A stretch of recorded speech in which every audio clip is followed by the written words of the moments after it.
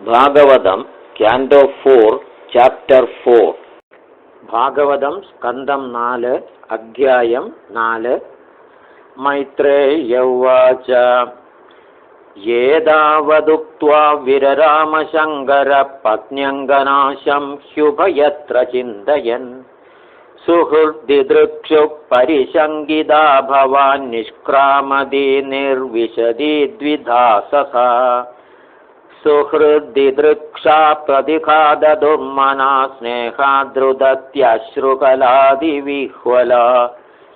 ഭവം ഭവാന്യപ്രതിപൂരുഷം മൃഷാ പ്രദക്ഷ്യതി വൈക്ഷതജാതവേ വധുഃ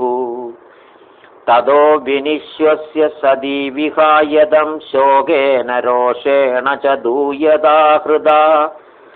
പിത്രോരഗസ്ത്രൈണ വിമൂഢധീർഗൃഹാൻ പ്രേമ്ണാത്മനോ യോർധമദാത് സദാം പ്രിയഃ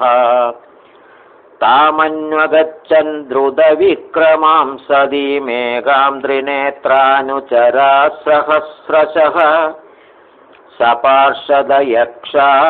മണിമന്മദാദയ പുരോ വൃഷേന്ദ്രാസ്തരസാ ഗതവ്യഥാഃ താം ശാരികാ കന്തുകദർപ്പണാംബുജശ്വേതാദപത്രവ്യജനസ്രഗാദിഭിഃ ഗീതായനൈർദുന്ദുഭിശങ്കവേണുഭിർവൃഷേന്ദ്രമാരോപ്യ വിഡംഗിതായയുഃ ആ ബ്രഹ്മകോശോർജിതയജ്ഞവൈശസം വിപ്രഷിജുഷ്ടം വിബുധൈശ്ച സർവശഃ മൃദ്ദാർവയ കാഞ്ചനദർഭചർമ്മഭിർനിസൃഷ്ടഭാണ്ഡം യജനം സമാവിശത് താമാഗതാൻ തത്ര ന കശ്ചനാദ്രിയദ്വിമാനിതാം യജ്ഞകൃതോ ഭയാജ്ജനഃ ഹൃദേ സ്വസുർവൈ ജനനീം ച സാദരാക് പ്രേമാശ്രുകണ്ഠ്യഃ പരിഷസ്വജുർമുദാ സൗന്ദര്യസംപ്രശ്നസമർത്ഥവാർത്തയാ മാത്രാജമാദൃശ്വതൃഭിശ്ച സാദരം ദത്താം സപര്യാം വരമാസനം ച സാ നാദത്തപിത്രാ പ്രതിനന്ദിതാ സദി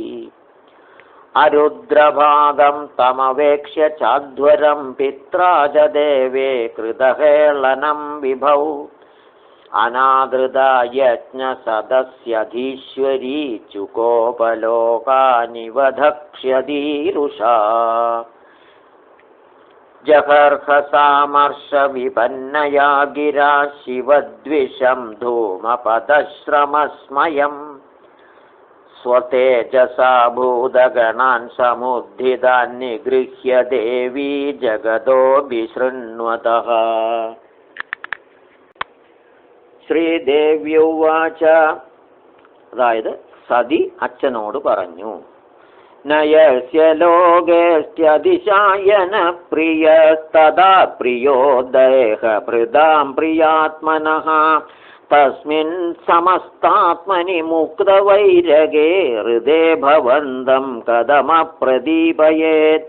ദോഷാൻ പരേഷാം ഹി ഗുണേഷു സാധവോ ഗൃഹ്ണന്തി കേചിന്ന ഭവാദൃശാ ദ്വിജ ഗുണാംശ്ച ഫൽഗൂൻ ബഹുലീകരിഷ്ണവോ മഹത്തമാസ്തേഷ്വവിദദ്ഭവാനഖം നാശ്ചര്യമേതദ്യദ സത്സു സർവദാ മഹദ്വിനിന്ദാ ഗുണപാത്മവാദിഷു ശേഷ്യം മഹാപൂരുഷപാദപാംസുഭിർനിരസ്തതേജസ്സു തദേവ ശോഭനം യദ്വ്യക്ഷരം നാമ ഗിരേരിദം നൃണാം സഹൃത് പ്രസംഗാദകമാശു ഹന്ദിതത് പവിത്രകീർത്തിം തമലംഘ്യ ശാസനം ഭവാനഹോ ദ്വേഷ്ടി ശിവം ശിവേതരഃ യത്പാദപത്മം മഹദാം മനോളിഭിർനിഷേവിതം ബ്രഹ്മരസാസവാർധിഭിഃ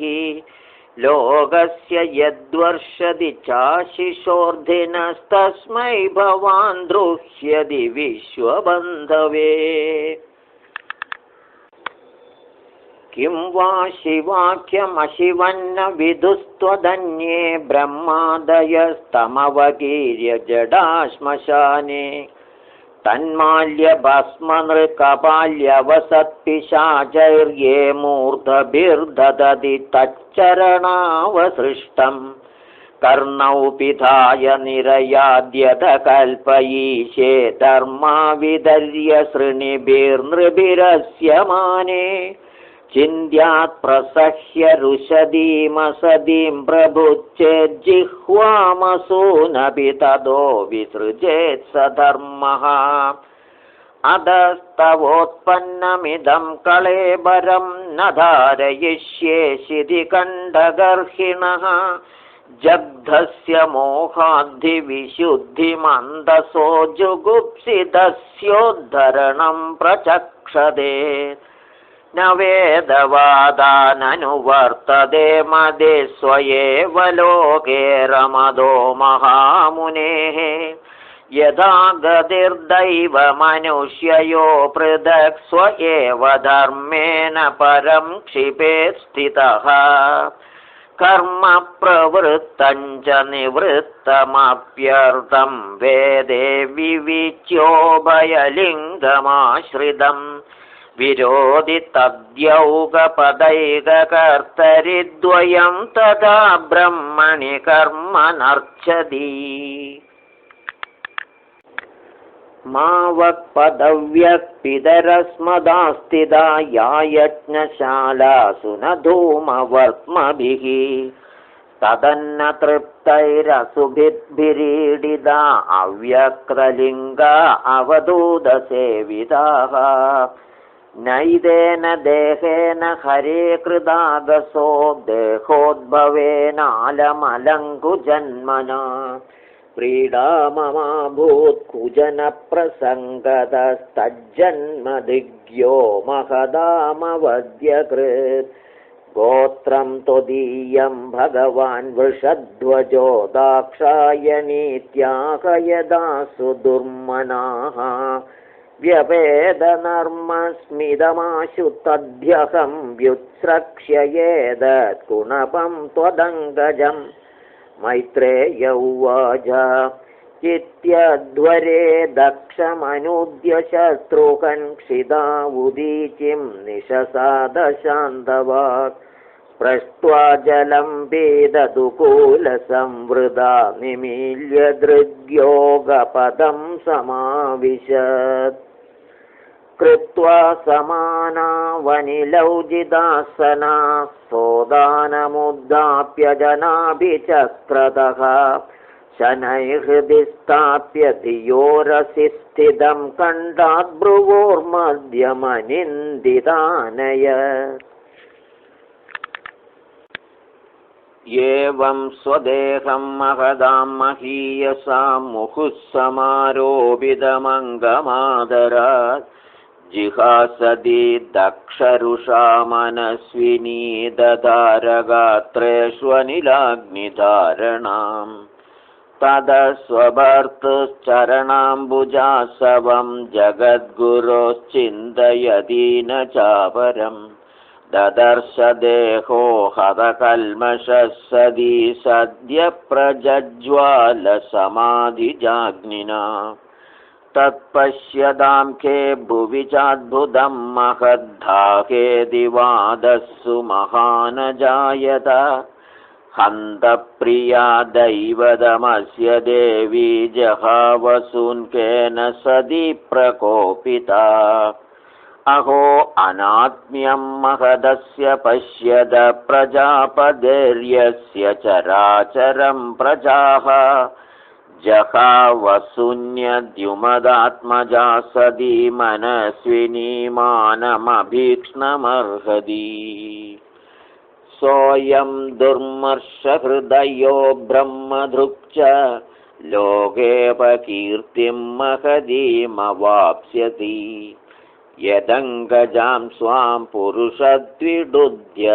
न प्रत्यषेदन्मृदये पराधतः वदत्येवं जने सत्या दृष्ट्वा सुत्यागमद्भुतं दक्षं तत्पार्षदाहन्तुमुदतिष्ठन्नुदायुधाः तेषामापततां वेगं निशाम्य भगवान् भृगुः यज्ञघ्नेन यजुषा दक्षिणाग्नौ जुहावः अध्वर्युणाहूयमाने देवा उत्पेदुरोजसा ऋभवो नाम तपसा सोमं प्राप्ता सहस्रशः तैरलादायुधैः सर्वे प्रमदा सह गुह्यकाः हन्यमाना दिशो भेजुरुषद्भिग्ब्रह्मतेजसा। इति श्रीमद्भागवते महापुराणे पारमहंस्यां संहितायां चतुर्थस्कन्धे सतीदेहोत्सर्गो नाम चतुर्थोऽध्यायः।